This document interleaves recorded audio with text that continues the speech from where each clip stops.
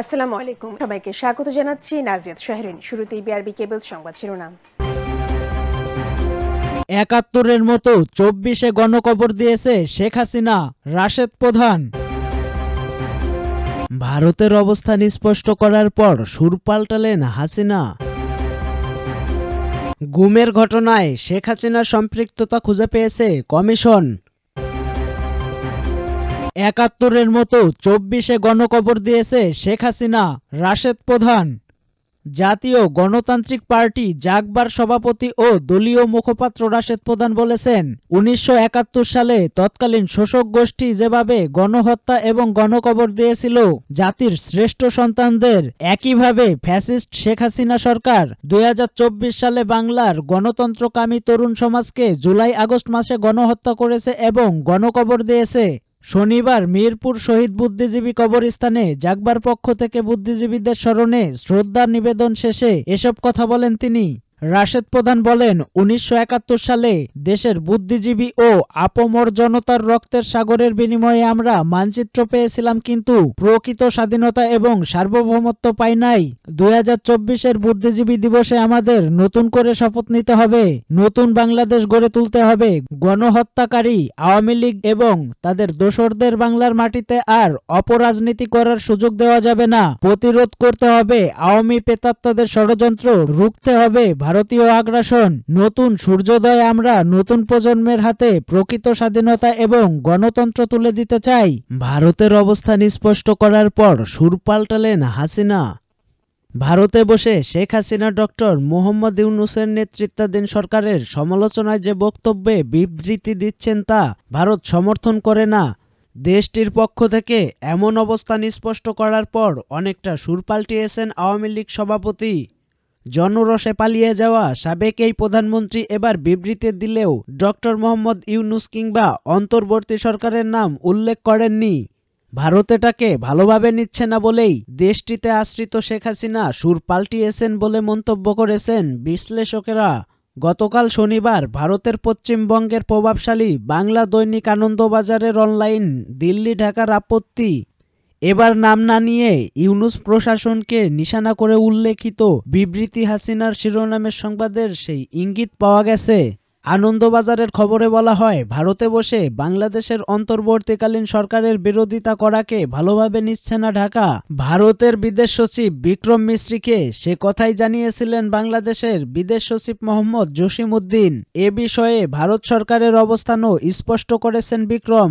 বিদেশ সংক্রান্ত সংশোধনীয় স্ট্যান্ডিং কমিটির বৈঠকে তিনি জানান, ভারতে থেকে আওয়ামী লীগের নেত্রী বাংলাদেশের মোহাম্মদ ইউনূসের নেতৃত্বাধীন অন্তর্বর্তী সরকারের সমালোচনা করে বিবৃতির সমর্থন করে না নয়াদিল্লি। দিল্লি ঢাকার আপত্তির পর এবার নাম না করে ইউনূস প্রশাসনকে নিশানা করলেন হাসিনা। শনিবার বাংলাদেশের শহীদ বুদ্ধিজীবী দিবস উপলক্ষে দেশবাসীর উদ্দেশ্যে হাসিনার একটি লিখিত বিবৃতি সমাজ মাধ্যমে পোস্ট করেন পুত্র সজীব ওয়াজেদ জয়।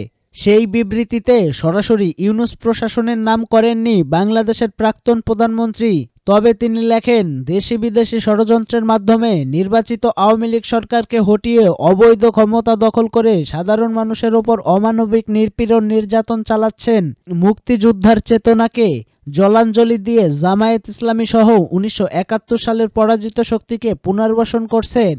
মুক্তিযুদ্ধের স্মারকচিহ্ন পরিকল্পিতভাবে ধ্বংস করা হচ্ছে বলে অভিযোগ করেন হাসিনা। হাসিনার উদ্বেগ, বাংলাদেশে গভীর সংকটময় পরিস্থিতি সৃষ্টি হয়েছে। বাংলাদেশকে জঙ্গিদের উর্বর লীলাভূমি পরিণত করা হচ্ছে বলে অভিযোগ তার। এইসব অপশক্তির বিরুদ্ধে রুখে দাঁড়ানোর আহ্বান জানান হাসিনা। তার কথায় দাঁত ভাঙা জবাব দেওয়ার জন্য আমি মুক্তিযুদ্ধের চেতনায় বিশ্বাসী সকলকে ঐক্যবদ্ধ হওয়ার আহ্বান জানাচ্ছি। ছাত্র জনতার গণ অভ্যুত্থানে গত ৫ আগস্ট শেখ হাসিনা পালিয়ে ভারতে গিয়ে আশ্রয় নেন। এরপর দেশটির সঙ্গে বাংলাদেশের সম্পর্কে টানাপোড়েন শুরু হয়। সম্প্রতি ভারতের পররাষ্ট্র সচিব বিক্রম মিশ্রি বাংলাদেশ সফর করেন। তিনি প্রধান উপদেষ্টা, পররাষ্ট্র উপদেষ্টা ও পররাষ্ট্র সচিবের সঙ্গে বৈঠক করেন। সেখানে তাকে স্পষ্ট জানিয়ে দেওয়া হয়, বাংলাদেশের অভ্যন্তরীণ কোনো বিষয় নিয়ে ভারত যেন হস্তক্ষেপ না করে। এছাড়া শেখ হাসিনা সেখানে বসে যে বিবৃতি দিচ্ছেন সেটা অন্তর্বর্তী সরকার ভালোভাবে নিচ্ছে না জানিয়ে সেই বার্তায় শেখ হাসিনাকে পৌঁছানোর আহ্বানও জানান তিনি। দিল্লি গিয়ে বিক্রম মিস্ত্রি শেখ হাসিনা ইস্যুতে তাদের অবস্থান তুলে ধরেন। এতেই মূলত শেখ হাসিনার সুর পাল্টে যায়। গুমের ঘটনায় শেখ হাসিনার সম্পৃক্ততা খুঁজে পেয়েছে কমিশন। মানবতা বিরোধী লঙ্ঘনের জন্য দায়ী অভিযুক্ত করে র্যাপিড অ্যাকশন ব্যাটালিয়নকে বিলুপ্ত করার সুপারিশ করেছে গুম সংক্রান্ত কমিশন অব ইনকোয়ারি। একই সঙ্গে জোরপূর্বক গুমের ঘটনায় সাবেক প্রধানমন্ত্রী শেখ হাসিনার সম্পৃক্ততা খুঁজে পেয়েছেন কমিশন।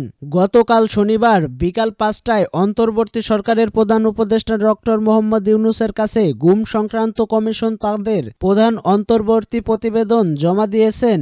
অবসরপ্রাপ্ত বিচারপতি মইনুল ইসলাম চৌধুরীর নেতৃত্বে ৫ সদস্যের কমিশন ঢাকায় রাষ্ট্রীয় অতিথি ভবন যমুনায় প্রধান উপদেষ্টার কাছে আনফোল্ডিং দ্য ট্রুথ শীর্ষক প্রতিবেদন হস্তান্তর করেন। জমা দেওয়া রিপোর্টের কমিশন সদস্যরা এ পর্যন্ত প্রাপ্ত ১৬৭৬টি অভিযোগের মধ্যে ৭৫৮ জনের অভিযোগ যাচাই বাছাই করে বলে জানান। প্রতিবেদনে উল্লেখ করা হয়েছে, গুমের ঘটনায় নির্দেশদাতা হিসেবে সাবেক প্রধানমন্ত্রী শেখ হাসিনার সম্পৃক্ততা প্রমাণ পেয়েছে কমিশন।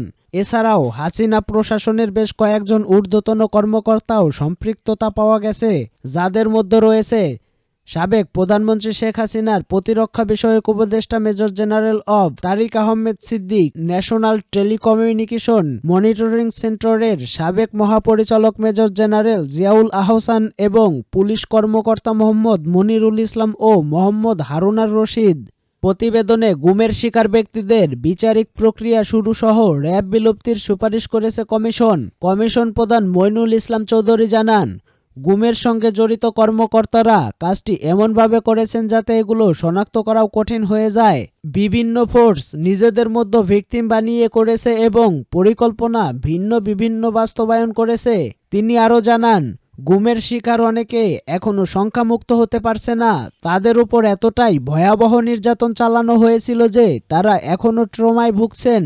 প্রধান উপদেষ্টা তার সর্বশেষ বক্তব্যে গুমের শিকার ব্যক্তিদের সুরক্ষা ও সঠিক বিচারের আশ্বাস দেওয়ার পর রিপোর্টের সংখ্যা অনেক বেড়েছে উল্লেখ করে কমিশনের সদস্যরা অধ্যাপক ইউনূসকে আয়নাঘর পরিদর্শনের অনুরোধ জানান। তিনি বলেন, আপনি আয়নাঘর পরিদর্শন করলে ভিকটিমরা অভয় পেতে পারেন। প্রধান উপদেষ্টা তাদের অনুরোধে সম্মতি দিয়ে জানান, স্বল্প সময়ের মধ্যেই তিনি জয়েন্ট ইন্টারোগেশন সেল, যা আয়নাঘরের নামে পরিচিত পেয়েছে, সেগুলো দেখতে যাবেন। তিনি কমিশন সদস্যদের তাদের অন্তর্বর্তী প্রতিবেদনের জন্য ধন্যবাদ জানান এবং কাজটি এগিয়ে নেওয়ার ক্ষেত্রে প্রয়োজনীয় সব সহযোগিতার আশ্বাস দেন।